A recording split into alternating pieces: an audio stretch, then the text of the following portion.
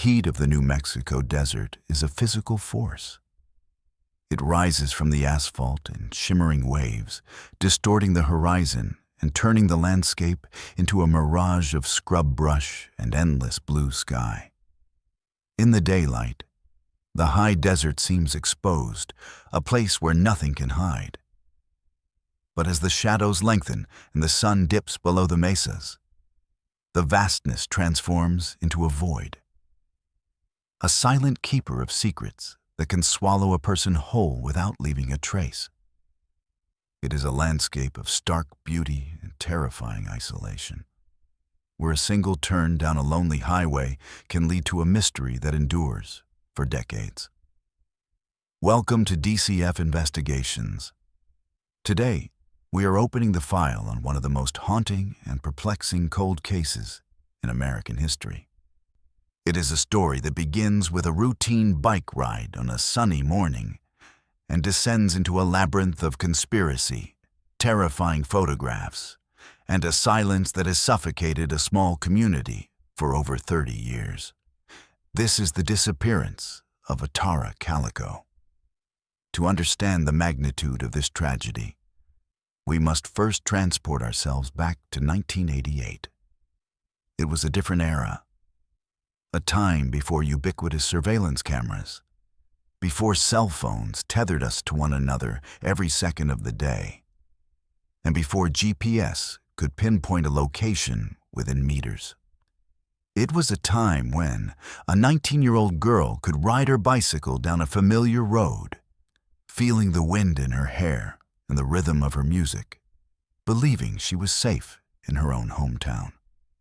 Tara Calico was not a girl who took unnecessary risks. Born on February 28, 1969, she was a striking young woman, organized, ambitious, and full of life.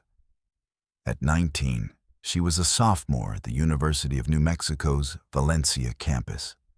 She was an achiever in every sense of the word. She had been a high school cheerleader. She was a dedicated student, and she worked as a bank teller. Her friends and family described her as responsible and grounded. She wasn't a rebellious teenager looking for an escape. She was a young woman building a future. She had plans to become a psychologist or a psychiatrist. She had a boyfriend, a steady job, and a routine that she adhered to with disciplined precision. That routine was central to her life, and tragically, it may have been the very thing that made her a target.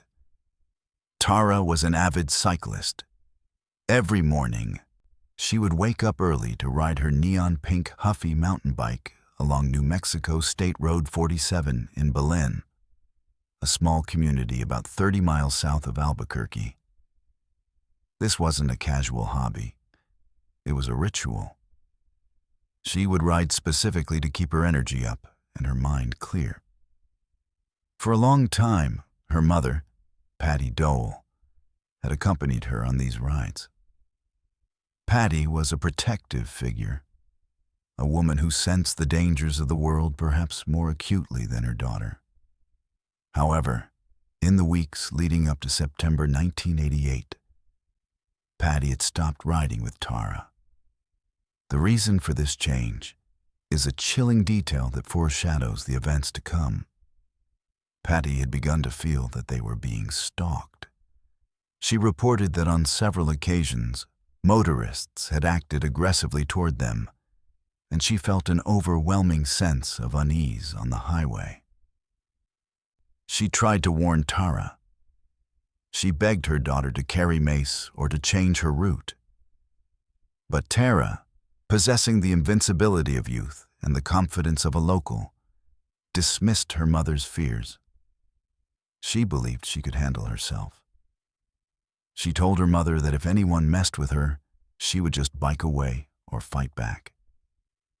It was a decision that would haunt Patty Dole for the rest of her life. The morning of Tuesday, September 20th, 1988, broke bright and clear over Valencia County. It was a perfect day for a ride. Tara woke up at her usual time. She prepared for her day with the efficiency that defined her character. She planned to play tennis later that afternoon with her boyfriend, so she needed to get her ride in early. At approximately 9:30 a.m., she asked her mother to come and get her if she wasn't back by noon. This was the safety net. 12 o'clock was the deadline. She grabbed her Sony Walkman, a staple of the late 80s, and put on a cassette tape of the band Boston. With the headphones over her ears and the music playing, she mounted her pink Huffy bike and pedaled out of the driveway. She turned onto Highway 47, a 2-lane ribbon of asphalt bordered by barbed wire fences, sparse houses, and miles of desert scrub. Witnesses would later recall seeing her that morning. She was wearing a white T-shirt with the logo of the First National Bank of Belen, where she worked, and white shorts with pink stripes. She was a vivid spot of motion against the brown and beige of the desert. Several drivers saw her pedaling south, roughly 2 miles from her home. She seemed at ease, lost in her music and the rhythm of the ride. But she was not alone on that road. As the morning wore on, the sun climbed higher, and the heat intensified. Back at the Calico home, the clock ticked toward noon. Patty Dole kept an eye on the time. She knew Tara's schedule. Tara was never late. If she said she would be back by noon, she would be walking through the door at 11:55. When the clock struck 12 p.m., a knot of anxiety tightened in Patty's stomach. She waited 5 minutes, then 10. By 12:15, the silence in the house was deafening. Patty didn't wait any longer. She got into her car and drove out to Highway 47, retracing Tara's usual route. She drove south, scanning the shoulders of the road, looking for the flash of the pink bike or the white T-shirt. She drove back and forth, her panic rising with every passing mile. The road was empty. The desert was indifferent. There was no sign of a crash, no skid marks, no abandoned bicycle. Tara had simply vanished. Patty returned home and immediately called the police. In 1988, missing persons cases involving adults, even young adults like 19-year-old Tara, were often met with initial skepticism by law enforcement. The prevailing theory in such cases was usually that the person had run away or gone off with a boyfriend. But the Valencia County Sheriff's deputies who responded soon realized this was not a typical case. Tara had left her purse, her money, and her ID at home. She had plans for tennis that afternoon. She was a creature of habit. Running away didn't fit the profile. By the afternoon of September 20th, a search was underway. Family members, friends, and law enforcement combed the area along Highway 47. It wasn't long before they found the first and only physical traces of Tara Calico found that day. About 3 miles from her home, near a campground, searchers discovered pieces of her Sony Walkman. The cassette tape of Boston was also found nearby. But the bike was gone. Tara was gone. The discovery of the broken Walkman was ominous. It suggested a struggle, or perhaps that the device had been thrown or dropped while the bike was in motion. But there was no blood, no torn clothing, nothing to indicate a violent struggle on the roadside itself. It was as if she had been plucked from the bike and the bike had been thrown into a vehicle. In the days that followed, investigators pieced together a timeline based on witness sightings. Several people reported seeing a dirty, white, 1953 Ford pickup truck with a camper shell following closely behind Tara.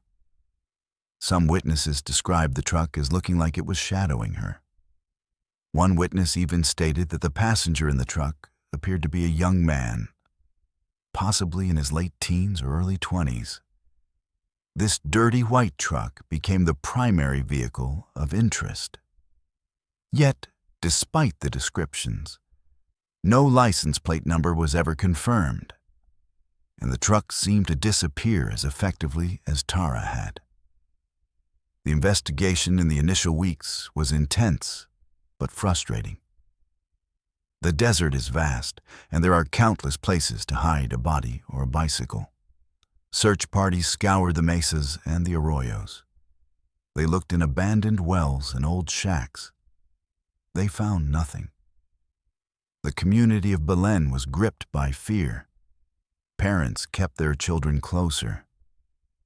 The open road, once a symbol of freedom, now felt like a trap. Months turned into a year. The leads dried up. The case began to go cold. The family, led by the fierce determination of Patty Duell and Tara's stepfather, John Duell, kept the story in the media. They put up flyers, they appeared on news programs, they refused to let Tara be forgotten. But the silence from the desert was absolute. Then, on June 15, 1989, nearly 9 months after Tara vanished, a discovery was made 1,500 miles away in Port St. Joe, Florida, that would shock the world and change the trajectory of the case forever.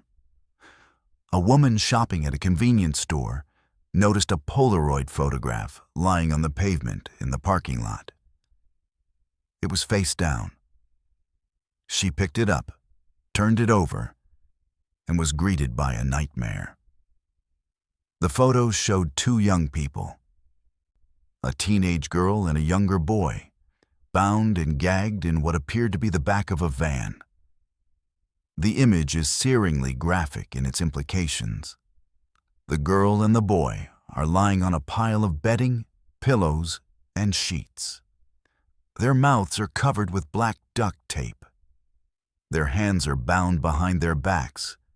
The girl's eyes are looking directly at the camera, filled with a mixture of terror and pleading. Next to the girl lies a paperback book. The woman who found the photo immediately turned it over to the local police. The police were baffled. A white Toyota cargo van had been parked in the spot where the photo was found. The driver was described as a white man with a mustache, in his 30s. But by the time the photo was found, the van was gone. Roadblocks were set up, but the vehicle was never located. The photo was disseminated to law enforcement agencies across the country. When it reached Patty Duell in New Mexico, she was struck by a thunderbolt of recognition. She was convinced the girl in the photo was Tara. She pointed to a scar on the girl's leg, identical to a scar Tara had from a car accident years prior. She noted the eyes, the hairline, the complexion. But there was another detail that sent chills down the spines of everyone who saw it. The paperback book lying next to the girl was My Sweet Audrina by V.C. Andrews. Patty revealed that this was Tara's favorite author. The boy in the photo was initially thought to be Michael Henley, a 9-year-old boy who had gone missing in the Zuni Mountains of New Mexico in April 1988, 5 months before Tara. The Henley family also looked at the photo and believed it was their son. For a brief moment, it seemed like the 2 cases were connected. A serial predator snatching children and young women from New Mexico and transporting them across the country. However, forensic analysis of the Polaroid was inconclusive. The FBI sent the photo to their labs. Some analysts said it was a likely match, others were unsure. Scotland Yard in the UK even analyzed it and concluded the woman was Tara. But the Los Alamos National Laboratory disagreed. The agonizing uncertainty tore at the families. The theory that the boy was Michael Henley was tragically debunked in 1990. Michael's remains were found in the Zuni Mountains, not far from where he had vanished. The investigation concluded that he had wandered off and died of exposure. He had not been abducted. This revelation cast a shadow over the identification of the girl in the photo. If the boy wasn't Michael, was the girl really Tara? Or was this a staged prank, a dark joke, or a photo of two other unknown victims? Despite the doubt, Patty Dole never wavered. She kept a blown-up copy of that Polaroid in her home. She looked at those terrified eyes every day, convinced her daughter was alive, held captive somewhere, waiting to be saved. Two other photographs surfaced over the years that were alleged to be Tara. One, found at a construction site in Montecito, California, showed a girl's face with tape over her mouth, but it was blurry and possibly a gag. Another showed a woman on an Amtrak train who resembled Tara, sitting with a man. But none of these had the visceral, terrifying clarity of the Port St. Joe Polaroid.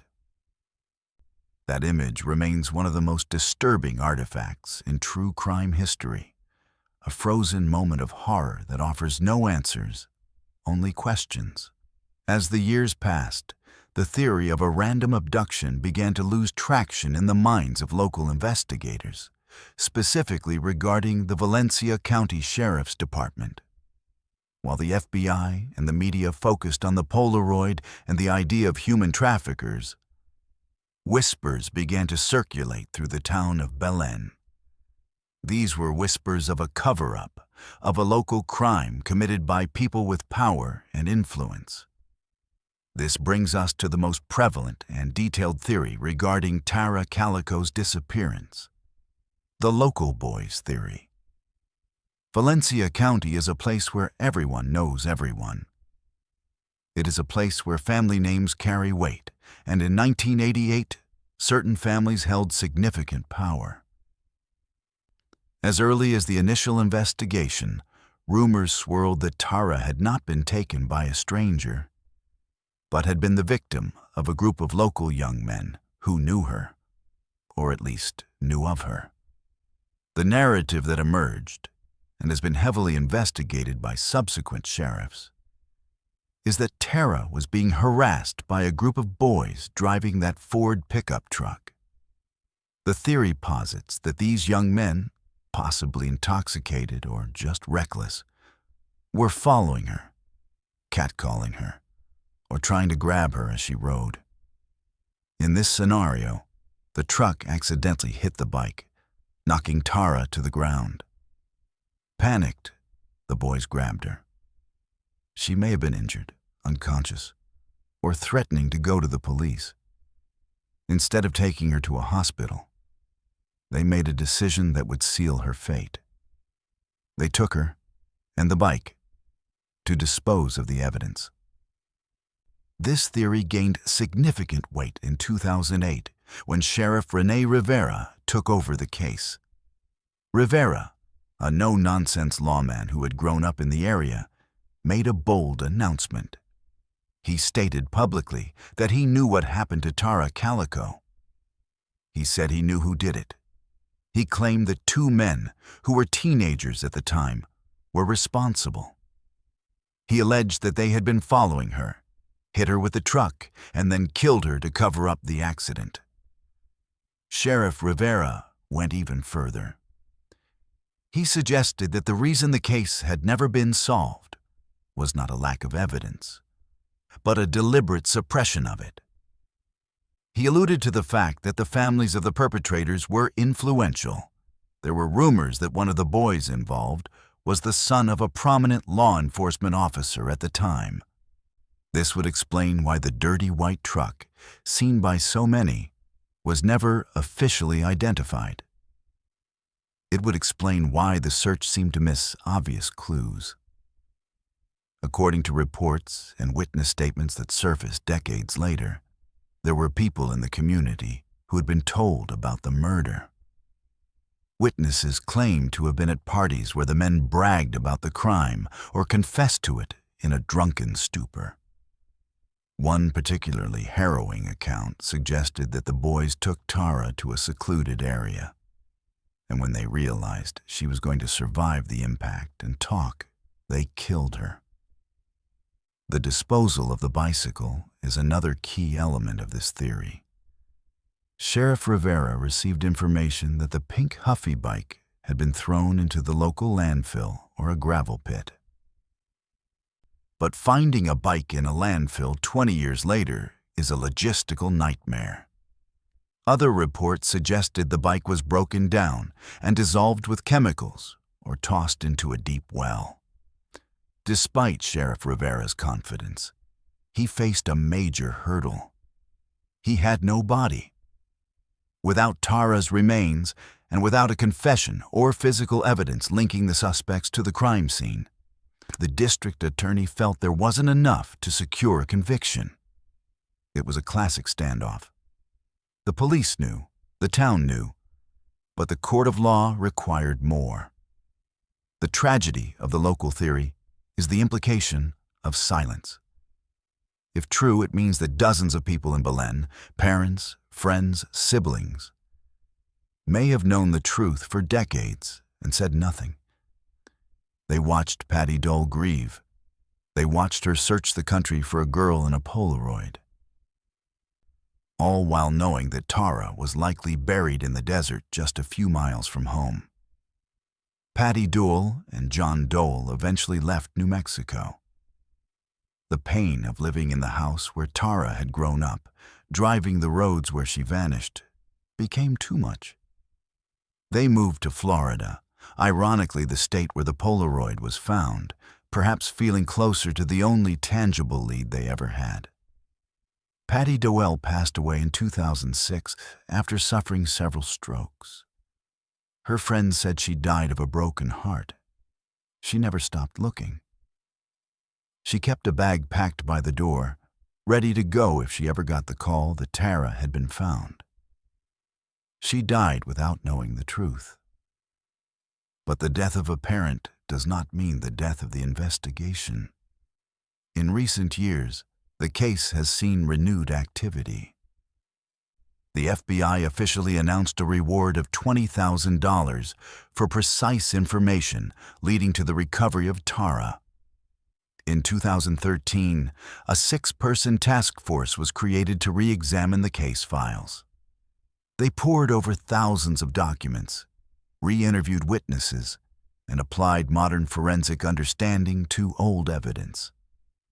In October 2019, the FBI announced they had received new leads. They did not specify what these leads were, but they were significant enough to warrant a fresh look at the local boys theory. Then, in a stunning development in June 2023, the Valencia County Sheriff's Office announced that they had submitted a case file to the District Attorney's Office for review of potential charges. This was the moment the community had been waiting for.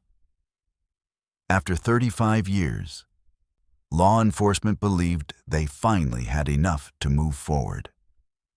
While the names of the suspects in the 2023 submission were not officially released to the public to protect the integrity of the legal process, the subtext was clear. The investigation had circled back to the original local suspects. The authorities were no longer looking for a stranger in a van from Florida. They were looking at men who had lived their lives in freedom while Tara lay in an unmarked grave. As of today, the district attorney is still reviewing the evidence. No arrests have been made. But the case is closer to a resolution than it has ever been. The mystery of the Polaroid remains an outlier, a strange, terrifying coincidence that distracted the world from the likely reality of a local homicide. Or perhaps it is a piece of the puzzle that still doesn't fit, a reminder that in the world of true crime, truth is often stranger than fiction. The disappearance of Tara Calico is more than just a case file. It is a scar on the psyche of a community. It represents the loss of innocence for an entire generation in Valencia County. It is a reminder that the desert keeps its secrets, but it does not keep them forever. The wind shifts, the sands move, and eventually, the truth is exposed. We are left with the image of a vibrant young woman, frozen in time at 19, pedaling her bike into the sunlight, unaware of the darkness waiting just down the road. We are left with the haunting gaze of the girl in the Polaroid, staring out at us from a convenience store parking lot, begging to be seen. And we are left with the enduring question, how does a person vanish in broad daylight? And how many people have to stay silent for a crime to go unpunished for nearly 40 years? This has been a deep dive into the archives of DCF Investigations. We have walked the heat-blasted roads of New Mexico and peered into the dark corners of a small-town conspiracy. Now, I turn the investigation over to you. Do you believe the Polaroid shows Tara Calico? Or was it a cruel red herring that derailed the investigation? And do you think the local authorities finally have enough evidence to bring the true killers to justice after all this time? Leave your theories, your analysis, and your thoughts in the comments below. The discussion is just beginning, and your insight helps keep the memory of the victims alive. If you found this investigation compelling, make sure you are subscribed to DCF Investigations for more exhaustive looks into the cases that haunt us. Until next time, stay observant, stay safe, and remember, someone, somewhere, knows the truth.